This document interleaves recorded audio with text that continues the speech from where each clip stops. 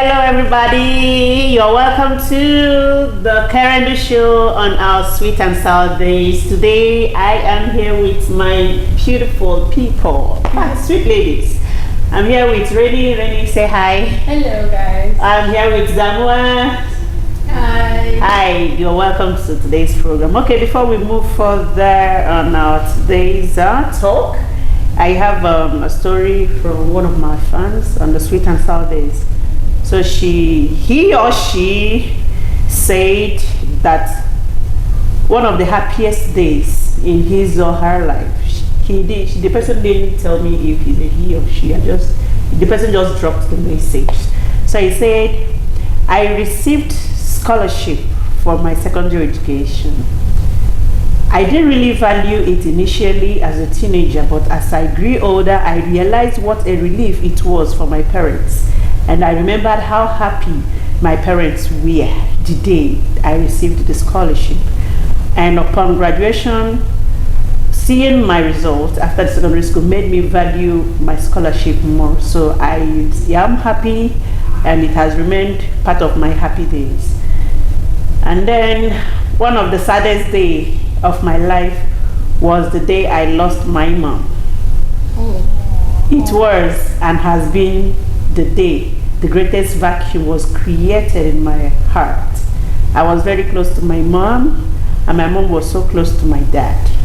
But ever since I lost my mom, it has been sad for me. Okay, so that was it. I believe we all go through some happy days and some sad days. That is a journey, though. Yeah. Oh my God. I'm really sorry for your friend, for viewer. My deepest condolences, and pray that your mom's soul rests in the highest of heavens in peace. Amen. Amen. May God give you all comfort. I'm so sorry.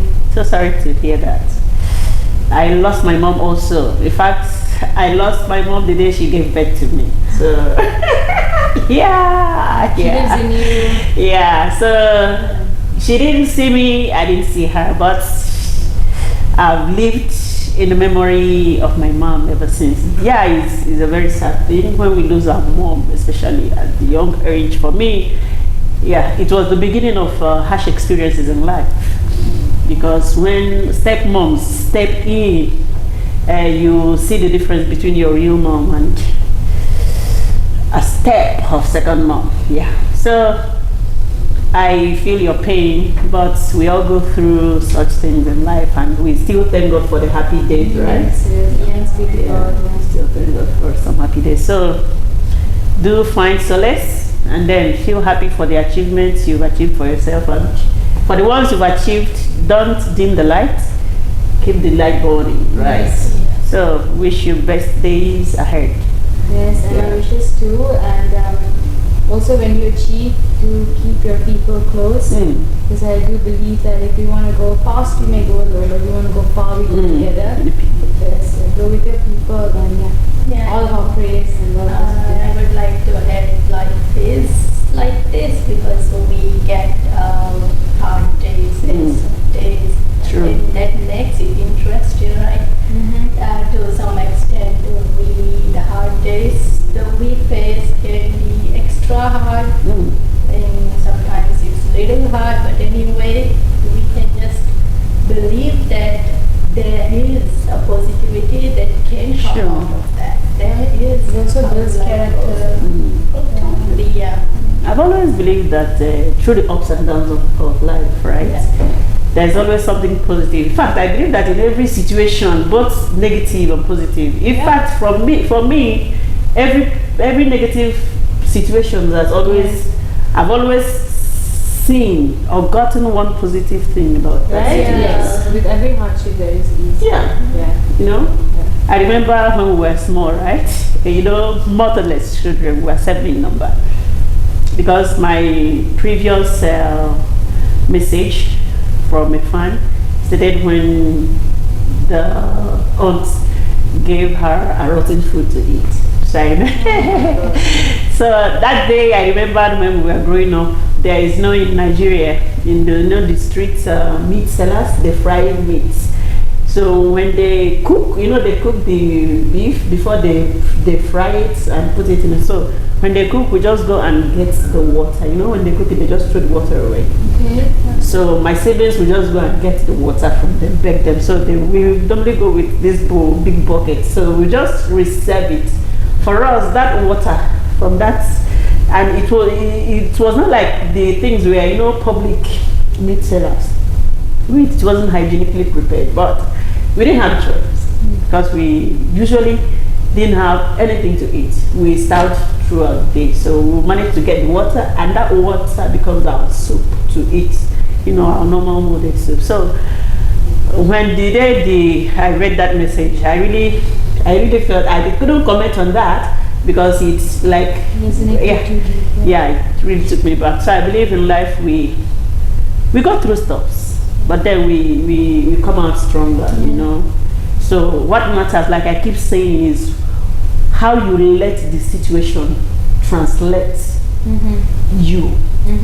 Yeah. Exactly. So our ability to break through. Yeah. Exactly. Our ability to come out of it, and tell the story. Exactly. There's a reason that you're telling the story that I was, than you remained in that situation. Yeah. So we should be responsible for what our tomorrow becomes. And to never feel or abide as a victim. Yes. Life isn't out to get you, but it is what it is. It goes in a flow, and sometimes it tramples over you. Yeah, we got it. We're meant to survive. This is what I think human beings they sometimes we get blurred based on the privileges we're given. We're all meant to survive. Yeah. So if you throw us in the middle of the sea, and those who can't swim suddenly swim. It's this life is that it's your choice to survive. Yeah, it's a choice. If you choose to. It's like the will to go on. That's something we should always have within ourselves. Like willpower is everything. Yeah. For us, if it hadn't been for willpower, because we were almost homeless when we were young. No one to run to, no one cared if we fed or not. So, but in that situation, we still had that desire to go to school, even though I almost missed basic education because there was no one to send us to school. But because of the willpower, I started very late. Yes. And almost like 5 classes behind. Even when I started, it wasn't easy because we needed to hawk. We hawked all the streets. You know how harsh Nigerian weather can be. We hawked from morning till night to make sure that we feed. And from that, our hawking, I saved enough to pay for the term. So even before we start for the term is already halfway gone. But even the teachers in the school saw how determined me and my siblings were. So we meet up. We meet up. So it's that zeal and determination that we have that brought me here. So life is about determination. Yes. Me too. And today you are here. Yes, look at you. Right. It's such it's like a living example that we can. You're a testimony of how God is there. You're a testimony of how you can make it. Yeah. And you will be a great story. Like an inspiration. Yes, right. Big inspiration. That itself is a huge role. And this channel is a big thing also.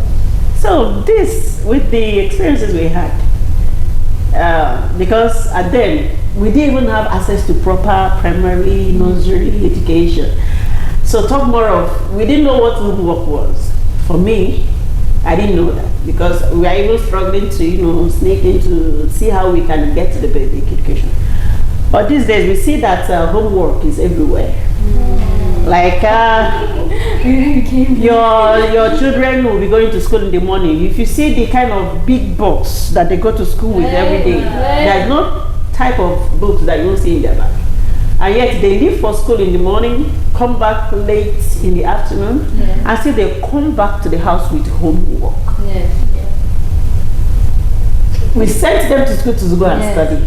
And now they are coming back with work for me, the parents. I sent them to school to go and learn. And the teacher is giving me work to start being. So I feel I paid for the services they are giving me to do at home. Right? Being a Yes, teacher. because I sent my kids out to school to go and study. So it is the work of the teacher to teach them. Exactly. If you give them assignments, you help them to do it. Exactly. So when you bring them, most moms struggle at home, even parents. Yeah. They struggle to do that. A mom will come back from work, or she's busy with the home chores. She came in from work tired. And the children are all there with their books laid on the table for the mom to start again. So I wonder, for me, I feel, why did I send them to school? Exactly. Yeah, so this is what we want to discuss today. So I don't know what your take on that, Rini. I'll let the mom speak first. Okay, so I totally agree on what she is going to say. But I would like to put a new perspective on this. Okay, so here's actually this is not my belief, but this is some new perspective that we can consider. Okay. So let's say the scenario: the kids come home with lots of homework, and we as moms are supposed to attend to their homework. And I sort of feel like this scenario can also be a moment for a mother and a child or the whole family to sit together, to talk about something and to reunite, and also to environment or a situation to understand the kid and to acknowledge how they are behaving in the classroom, or how they are behaving, what's their thought outside the house, or somehow it gives an opportunity. I feel like it's sort of my sort of way of thinking about the situation, like trying to get a positivity out of negativity. Okay. So that is also there, but I totally agree with you all the busy works, and I know I'm now studying, like I'm a student, same as them, and taking. I have lots of things to do at home, and during my spare time I really want to relax, spend time with my kids. And so they come back. Yeah, do some house chores, like have some fun, play around, go to pool, go to park with them, to relax my mind. And also they need that more than me, I think, because if they are doing the homework at house, that means they'll be studying complete, they're like 24/7 they'll be studying. So that is also there, and this part is also there. So if we are going to talk about that, there is like lots of ways to look at it. Right? Okay. So it's just how lovely how we both somehow synced even without discussing about this, because birds of a feather definitely flock together. Right. You see, right before like you passed the mic to her, okay, when you were saying about this and going home and like doing homework, the first thing that came to my mind was that positively it could be a time we spend together. Alright? This would be a time we spend together. Okay. Alright? So cute. But then I was like, okay, so it could, like you said, it can be a time like, parents spend with their child. But to be honest, right, the child would be extremely stressed. So you see children in school, they can go through things of bullying, not just from their peers, even from their teachers. Especially when teachers compare one to another. You have done your homework and you have not. So I'm afraid that even if we could have seen that in a more cognitively developing way for parents and children to spend time together, the child would be more stressed than relaxed. Yeah. Okay, so Exactly. they wouldn't really truly be spending time, and I think that somehow does stunt certain emotional intelligence in children. Yeah, so that is my opinion. Yeah. Okay. You're the same, yeah. Okay, for me, yeah. Well, some people see it as, well, okay, it makes the children to learn more. They will be busy, learning. But I don't know if parents are really considered about the emotional states of their children. I don't know if parents are really valued to inculcate something else in the minds of their children apart from their schools and study. Because there are other things we need to teach the children. One, now, most kids will come back from school. They will straightway move into their assignments. Mom will start doing that. And after that, the little time they have, they will put it on, cartoon. Educative cartoons, whatever cartoon it is and all that. But I feel that their daily life is really structured. Then how about social development? Right. How about emotional intelligence? What about emotional intelligence and development in the minds and lives of the children?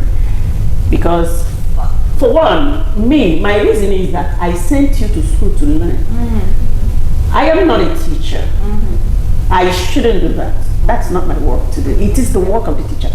Now I pay the teacher, and the teacher They should, but they should be paying you back too. Yeah, you should. I think you should pay. Right? Yeah. So if it is not within the school environment of learning, once you get back home, forget about it.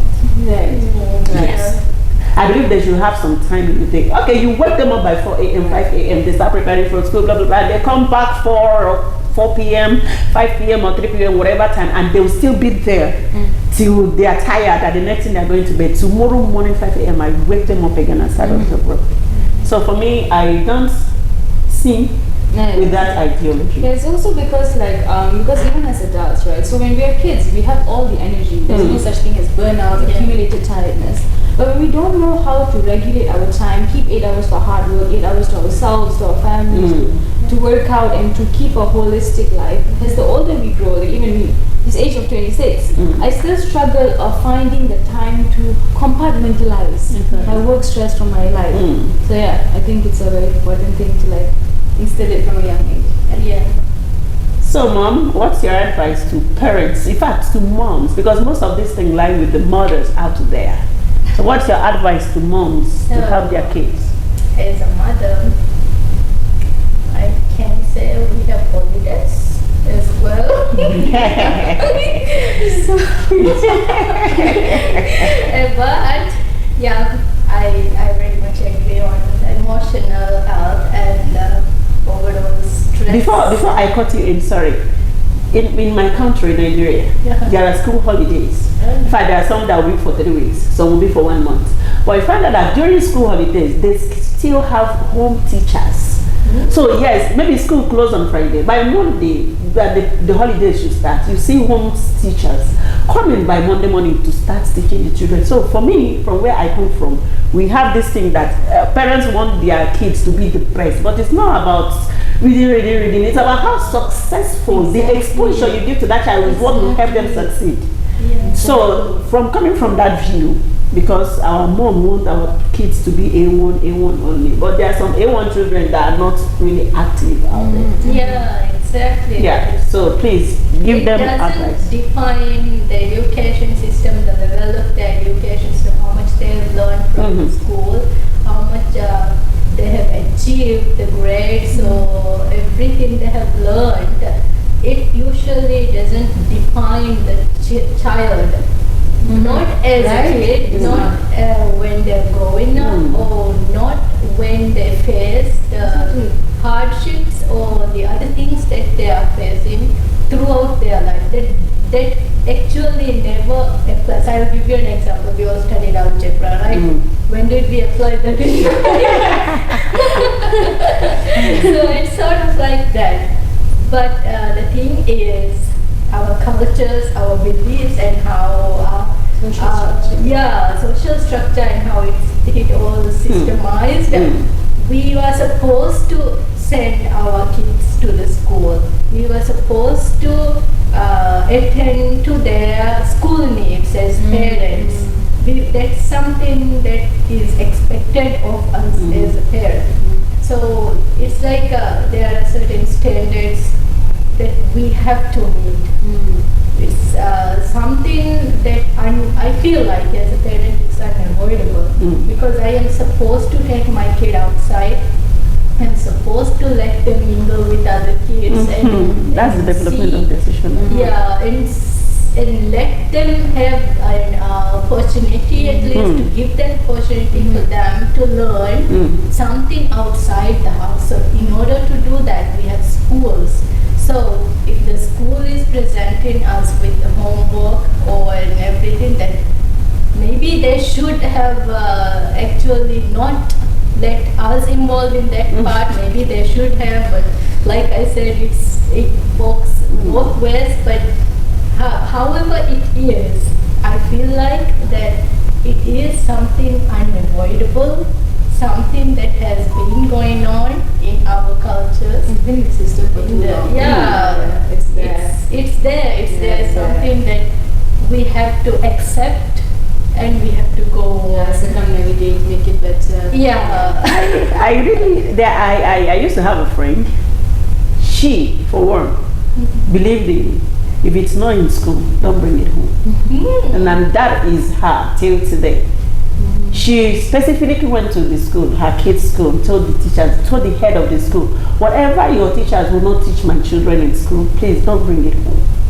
Wow. I don't want to be the best academically, but I want them to be the best in life. Exactly. So please tell your teachers, don't bring schoolwork to my house. Because life isn't just about school. Yeah, and I watch her kids. They're okay. They're academically like intelligent, bright, and socially, so I'm really worried about some kids. They don't know how to do house chores. Yeah. Some kids are growing, they're struggling with minor things at home. They can't because every day they are too buried. Yeah. Everything is school, everything is so school. book smart and not street smart. That's how learning is. And I think one more thing also parents should really stop doing is to instill this sense of extreme unhealthy competition among their peers, among their cousins. Like, why are you ostracizing your kid? Why are you having a margin, a label that only if you hit that 5-star, you're going to be worthy of yourself? See, I think that is very unfair. Exactly. And that also creates a lot of animosity among humans. Yeah. I don't think that's a good. Wow. All right. This is good. Well said, well presented. I thank you all. Thank you, our mom. Thank you, our mom too. Mom to be. I don't know when. Yeah, definitely, that's gonna happen. Thank you guys for coming. Thank you so much. I really appreciate it. Bye-bye. Alright, to you there. This is the Kerendu Show, and I remain Hope Nneoma and Kerendu Show. Do subscribe to our channels and follow us on all our social media handles. The links will be put below here. So do stay tuned. And hope to see you on the screen one day, right? Please join. Yeah, sure, we'll get there. So thank you so much for coming in. Thank you for having us. Bye-bye. Have a beautiful day.